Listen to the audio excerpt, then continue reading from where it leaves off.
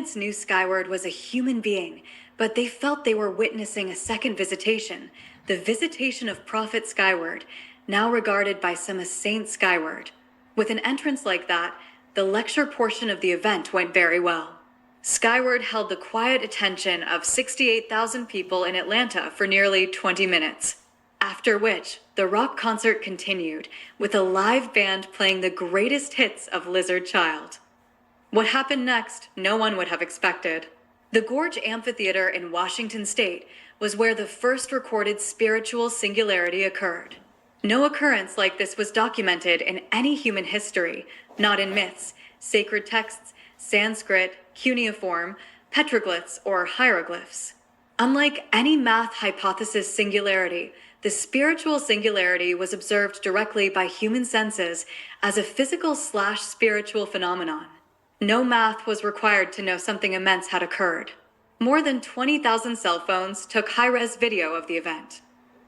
Even with all the cell phones, most academics with good-paying college and university jobs could not wrap their highly functional brains around the God-mind concept, and scholarly opinions ranged from outrageous bullshit to mass hallucination to marvelous high-tech entertainment. Nothing special happened during the first hour of the Gorge show. It was a beautiful, comfortable August Sunday afternoon with a nice breeze from the valley. The audience gathered on the hillside with picnic baskets, weed, and several other popular recreational treats. 10 cheerful topless women wearing magician's caps came by with buckets full of free gummy edibles, each one individually wrapped to assure consumers they were safe. Thomas sat in the crowd with Fritz and Cheryl. Topless women were new to most Gorge events, though always popular at EDM raves. For Thomas, this signaled a pleasant relaxation of prudish American public standards. Free the nipple was a very healthy idea in his estimation. Skyward made her levitation entrance, gliding in over the tops of cedar trees and taking a turn over the hillside, swooping as low as 10 feet before continuing down to the performance stage. To the surprise of all present, she was topless, her firm breasts swaying with the motion of her flight. She wore only her signature hot pink skimpy bikini bottom. The anti-grab device was strapped to her left thigh, held firm by a studded black bondage collar. Thomas laughed long and loud. She had not mentioned she was doing that today.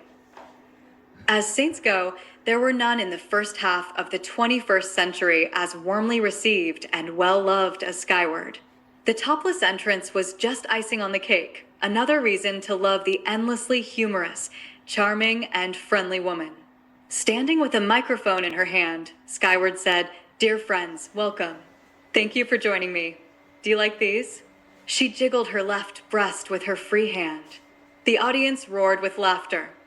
She continued, "I have a surprise for you today. A real surprise, not just my hard nipples." Now the audience grew quiet and alert. What did their saint have in mind? Was Archangel Gabriel coming back to deliver more words from God? Skyward picked up a cell phone, which was sitting on top of a 4-foot-tall bass amp. She held it up. "Please, if your battery is charged, turn on your cell phone video camera. You will not want to miss this. Please turn your attention to the Columbia River and the plateau behind me. It's called Babcock Bench. In a few moments, you will want your cameras on Babcock Bench." She paused and smiled. "What you are about to see is a portal between our physical world and the spiritual world. I have made arrangements with friends who spend most of their lives inside the God mind. You will see what reality looks like to them, reality with the uppercase R. You notice Babcock Bench is a large rock ledge. It has shallow topsoil. Only sagebrush, 3 species of cactus, grasses, and a few wildflowers can grow there. Keep that in mind." Skyward bowed. She put down the cell phone and took her breasts in both hands. She shook them at the audience. She shouted, "Enjoy the show." A few people noticed glowing lights beneath the surface of the Columbia River. A few seconds later, 3 huge orbs burst from the water, shooting straight up over 100 feet into the air. One was glowing and pulsing bright blue-green turquoise light. The second pulsed red-orange. The third pulsed lavender with stripes of dark purple. A person might guess each orb was 15 to 20 feet in diameter. The red-orange orb streaked down, as the other two orbs remained stationary, spinning in place. The red-orange orb crashed into the center of Babcock Bench, splintering into iridescent shards of shimmering dark red and dark orange. These shards flew of their own volition, spreading themselves across the surface of Babcock Bench. They seemed to bury themselves in the earth. Within seconds, trees and giant ferns began to sprout from the barren ground. These were enormous stands of ancient vegetation, looking perhaps like deep jungles during the time of dinosaurs. The trees went from seedling to towering 200-foot-tall sequoias in less than 2 minutes. Under the huge trees and ferns, smaller flowering plants began to cover the landscape. When the blue-green orb crashed down into the newly formed jungle, its shards flew up into the air, turning into butterflies, birds, as well as small and large flying reptiles. The large ones similar to pterodactyls, but more like fairy tale dragons. The lavender-purple orb crashed, with shards disappearing into the dense undergrowth. Within a few minutes there was thunderous trumpeting of woolly mammoths. The lavender-purple orb created megafauna. The audience on the hillside could clearly see 4 woolly mammoths and a larger, related creature, perhaps a mastodon. Soon a saber-toothed tiger and a giant bear, twice the size of the largest grizzly bear, came out of the lush forest to stand in clear view on large boulders. As if this was not enough, more orbs burst from the waters of the Columbia River, silvery white, crimson red, and golden yellow. By this time, the sun was beginning to set to the left of the concert stage.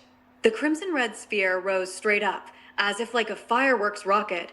It exploded 800 feet above the river, 200 feet higher than the Seattle Space Needle. Oscillating, throbbing bands of color spread out across the sunset. The wide bands swayed, flowed, and snapped like whips, living bands of solid colors, deep purple, bright yellow, lime green, and dark azure. The sound of the exploding sphere reached the audience as music, not loud or thunderous at all. It was the sound of choirs of human voices and ocean waves, thick waves of harmony, so dense, so many tones, it was almost dissonant. The warm, alluring sounds made many people shudder with joy. When the golden yellow sphere exploded in the sky, ethereal waves of color overlaid the living bands of solid colors, like an aurora borealis with vivid green, red, pink, and purple. Colors more saturated and intense than any natural phenomenon. This god-mind aurora borealis covered the entire western sky. The ethereal color waves were in constant motion, and solid colors snapped behind the waves, like 40-mile-long whips. The music grew more intense, no longer human voices at all. No sound on earth came close to these eerie drones and clicks. Thomas thought of the songs and calls of Weddell seals and humpbacked whales as being the closest earthly equivalent. Even the most adventurous electronic synthesizer sounds had never made music like this. The impact of this music was immediate, tender, almost heartbreaking, a mixture of love and longing. The emotional impact existed without any human frame of reference. No music of humans or beasts ever created such emotional intensity. The silvery white sphere rose up and up, further into the heavens than any previous sphere. It exploded as an immense starburst, filling the upper part of the sky, raining down tens of thousands of small blue, red, yellow, orange, and green comets down across the nearly dark sky. The sun no more than a sliver of red on the horizon, the cosmic light show now had blackness and stars as a backdrop, rather than the glow of the setting sun. The silvery white starburst had no immediate sounds. The sound of cicadas, frogs, and sunrise birds rose up slowly over a period of 5 minutes, until it was as loud as any good rock band. Along with the sound came a rushing light wind, strong enough to blow your hat off, but not enough to cause any damage. The most surprising aspect of the wind was its scent, a pleasant mixture of jasmine, gardenias, lemons, and apricots. It made some sensitive people sneeze, but the fragrance was not thick or harsh. People heard robins, cardinals, Carolina, wrens, song sparrows, frogs, and cicadas as the scented winds whirled gently across the hillsides above the Columbia River. The enchanted, Dark prehistoric forest could still be seen on Babcock Bench, with growls from large cats and trumpeting calls of mastodons. Pterodactyl silhouettes slept in treetops. 24. The next morning. Most of the 57,000 people who witnessed the spiritual singularity spent the night at the Gorge, sleeping in tents, or the nearby hotel, or in their cars and vans. The next morning, many people questioned their capacity for rational thought. Some doubted they could have possibly seen what they knew they saw and wondered if LSD had been introduced into the water supply.